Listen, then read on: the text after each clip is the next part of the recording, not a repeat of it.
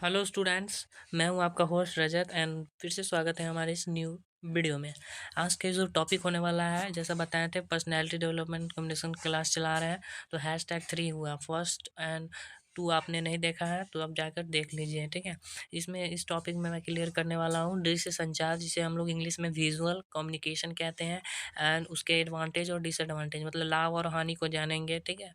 तो चलिए वीडियो को, ये जो हमारा वीडियो होगा BA, BSc और बीकॉम सभी के लिए होंगे, क्योंकि जो ये सब्जेक्ट लिए होंगे BSc में, SEC में, स्किल इनहेंसमेंट में, सबको ये पढ़ना है, ठीक है। तो चलिए वीडियो को बिना देरी किए हुए स्टार्ट करते हैं।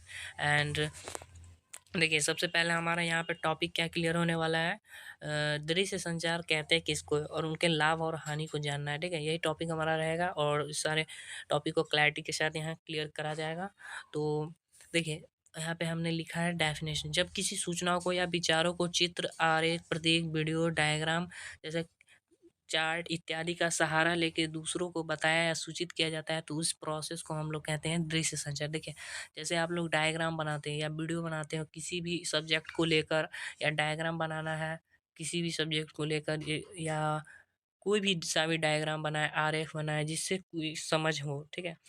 चार्ट बनाए, कितने किसके टाइप है, तो उस तरीके का अगर चार्ट बनाना है दिखाकर, तो उसी को हम लोग दृश्य संचार बोलते हैं, समझे। तो सहारा लेकर जब दूसरों को बताया जाता है तो उसको हम लोग दृश्य संचार बोलते हैं। अब आगे है, दृश्य संचार के अंतर्गत हम किसी चित्र प्रतीक को देखकर समझ जाते हैं कि हमें क्या संकेत किया जा रहा है।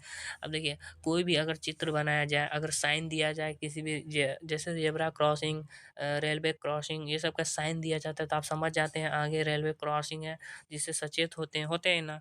तो उसका एग्जाम्पल भी मैं दूंगा आगे बता रहा है। तो उसी के अंतर्गत हम लोग चित्र प्रतीक को देखकर समझ जाते हैं कि हमें क्या संकेत मिल रहा है, तो उसी को हम लोग दृश्य विजुअल कम्युनिकेशन जानेंगे। इसके कुछ हानि भी है, उसको भी हम लोग जानेंगे।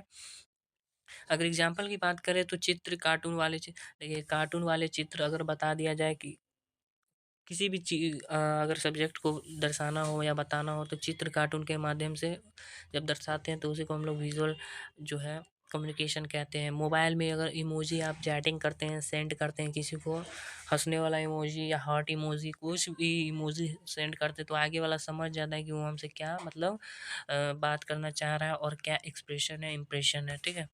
वही बोल रहा है। सड़क पे लगे ट्रैफिक सिग्नल जो होते हैं हमारे, वो आपको बता देते हैं कि आगे रेड सिग्नल, रेलवे होता है ना रेलवे पे, तो वो बता दिया जाता है कि गाड़ी रुकी है या ना रुकी हो। अगर वो ना रहे तो क्या होगा, दुर्घटना ग्रसित होगी। वही बात है, रेलवे क्रॉसिंग का चिन्ह, वही सब। और इसके बाद है हम लोग जानेंगे लाभ, इसके एडवांटेज को जानेंगे। विजुअल कम्युनिकेशन, जो हमारा संचार है, जाने क्या क्या किसको कहेंगे। उसके बाद हम लोग को जानना है लाभ, एडवांटेज। देखिए, दृश्य संचार के बहुत सारे लाभ हैं। दृश्य संचार में एक बार ग्राफ, चित्र या संकेत देकर आसानी से समझ जा, देखिए लिखने और बोलने से मतलब कहा जा रहा है यहाँ कि अगर किसी भी चीज़ को ग्राफ और चित्र संकेत देखकर आसानी से अगर बता दिया जाए, तो वो अच्छे से कॉपी हो जाती है माइंड में एंड रीडर हो जाती है, ठीक है। दृश्य संचार हमारी आंखों को अच्छा लगता है, चित्र समझ में आती है।